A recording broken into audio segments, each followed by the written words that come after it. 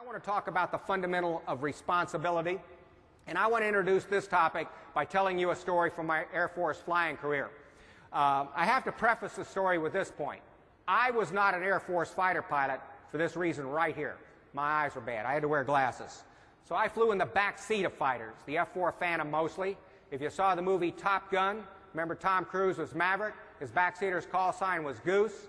That's what I was. I was an Air Force Goose flying in the back of these F-4s. Now, I wasn't married to Meg Ryan like the Goose in the movie was, which, by the way, is her great loss, or so I would like to believe. Okay, the story I want to relate to you right now involves my very first flight in this airplane, the F-111. This has side-by-side seating. The Goose rides the right side of the pilot. I was making my first flight in this airplane, doing some weapons testing over the Gulf of Mexico. In the course of that weapons test, we reached a point called bingo fuel. Bingo fuel is a safety point. You calculate it before you ever take off. It's the fuel state at which you're supposed to stop the mission and fly home, because theoretically at bingo fuel you only have enough gas to do that.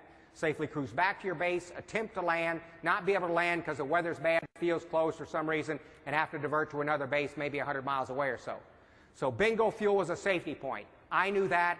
I had 1,500 hours of goose time from the back of the F-4 that told me that. Now here I am on my first flight in this airplane staring at bingo fuel. I pointed out the pilot at my left expecting him to fly home, but we had one more data point to get in this weapons test. And he said, looked at me and said, we can get this last data point. Okay. So we sailed past that safety point. I'll cut to the chase. The airplane that took off looking like this, and which cost us taxpayers tens of millions of dollars, ended the mission as this pile of wreckage on the Eglin Field runway. And I wish I could tell you there was some heroics involved here, but there weren't. We ran out of gas. And as the plane was crashing, I reached for the ejection handle and pulled it. On the F-111, that separates the entire cockpit. The crew remains inside. A parachute is catapulted out, and the cockpit is lowered to the ground. In our case, the ground was the runway. So we were close, but close only counts in horseshoes and hand grenades. It doesn't count landing one of these jets. Now, what does this story have to do with responsibility? Well, I'll bet everybody here can see where I'm going with this story. I want everybody to come back into the cockpit with me at that moment in the flight where we reached bingo fuel. I pointed out that pilot at my left expecting him to fly home, but instead he looked at me and said, we can get this last data point. And even though at that critical moment there was this little voice whispering in the back of my brain, oh, Mullane, this doesn't look right. We don't have a lot of gas. We're sucking it down in a big hurry. We're 70 miles out over the water, long way from home. The weather's bad back home. This doesn't look right. Say something. Put your perspective on the situation out there on the table for this guy to consider. But I didn't say a word. Basically, at this critical moment in this team operation, I ceased to be a team member and became what? A passenger. And why did I do it? Well, let me tell you, for the identical reason in your past lives, you've done the same thing. This is the original sin of teamwork. We're all guilty of it. You may not have done it in a long time, and hopefully you'll never do it again, but I guarantee each and every one of you can remember back in moments in your careers where you were seeing something. You were sitting in a meeting and hearing something maybe. You had an idea, you had a concern, but just as I did in that F-111, you sat there mute. You didn't say a word. You became a passenger, and then years later, or maybe weeks, months, even years later, you regret it. Because now you can see that something bad happened out here that might not have happened had you maintained your team presence and put your idea or concern out on the table for the team and the leadership to consider those many weeks, months, and even years earlier. Why do we do this? And I'll tell you, it can happen in a heartbeat. We're going from effective team member, next moment we're sitting there as passengers. There's lots of reasons, but here are some of the real whoops, I'm getting ahead of myself here. One of the major reasons is we end up in that mode of wanting to accept this group think. We'll sit there and go along with the flow with a group, whereas individually we would never agree to accept it. You know, we'd have, if somebody came to us individually and asked our opinion, we would have that opinion. We'd put it out there. But in a group, we don't want to deal with confrontation. It's easy to go with the flow.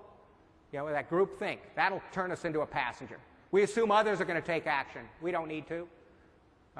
We defer to people who have been in the organization longer and occupy loftier positions, rationalizing they have to know better than we. You know, that's what turned me into in that F-111, that's what turned me into a passenger. I was the goose. I had 30 minutes of flying time in this plane. The pilot to my left had 1,000 hours in it, and he was the aircraft commander.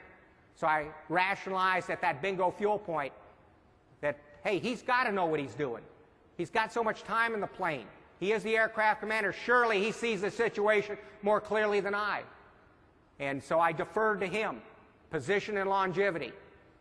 And disaster resulted. My near death, his near death, and the loss of that plane. These are just some of the reasons that we can slip into this passenger mode. And I tell you, when it happens, the team is jeopardized. If everybody is not on board with the team, if we have any passengers on the team is jeopardized. This right here is the irreducible essence of our responsibility as individuals on a team, right here, is making sure we count. We never slip into that passenger mode. The power of all teams, folks, resides in the individual. And I say that, it's the engine, the individual is the power of the team. And the reason I can say that is none of us are clones. We've had this diversity of life experience. And through this diversity of life experience, we bring a diversity of perspectives to team situations. You may have 99 people on a team, and because of their common life experience, they have a common perspective. And then you have one other individual who worked somewhere else, was on a different team, had a different boss, had something happen to them in their past lives that is now giving them a different perspective on the situation. And if they would maintain their team presence, put it out there for the team and the leadership to consider, it could have a measurable and significant impact on the safety and success of the team. But it only works when 100 out of 100 people are doing it, not 99 out of 100.